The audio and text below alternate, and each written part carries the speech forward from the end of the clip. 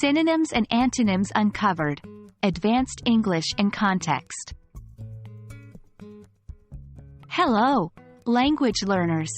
Welcome back to another session in our journey of mastering the English language. Today, we're delving into an intriguing aspect of vocabulary, synonyms and antonyms. But we're not just learning new words. We're going to practice using these words in context. Remember, understanding a word's meaning is just the first step. The real magic happens when you can use it naturally in a sentence. Before we jump into exercises, let's quickly recap. Synonyms are words with similar meanings, like happy and joyful. Antonyms, on the other hand, are words with opposite meanings, such as hot and cold. Understanding synonyms and antonyms is not just about expanding your vocabulary. It's also about fine-tuning your communication.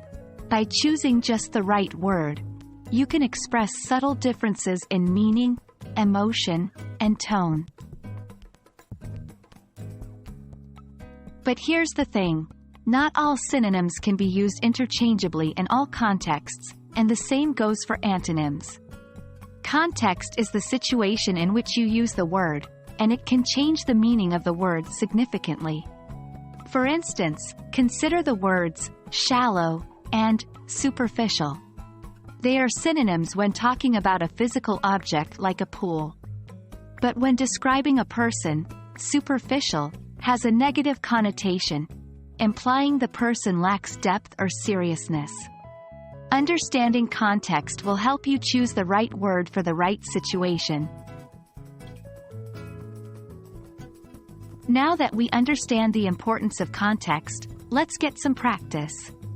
Here's a simple exercise for you. Exercise 1. Consider the sentence, "The cold weather made her shiver." Let's replace cold with a synonym. "The chilly weather made her shiver." The sentence's meaning remains intact. But what if we use an antonym? "The hot weather made her shiver."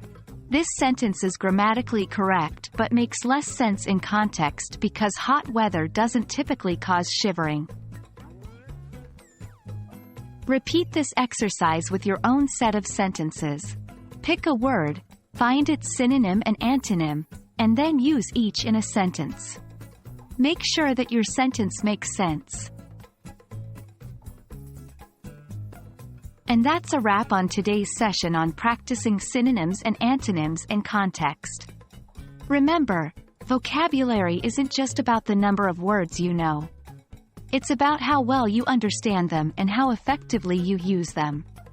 Keep practicing, and soon, you'll find yourself speaking and writing English more fluently and naturally.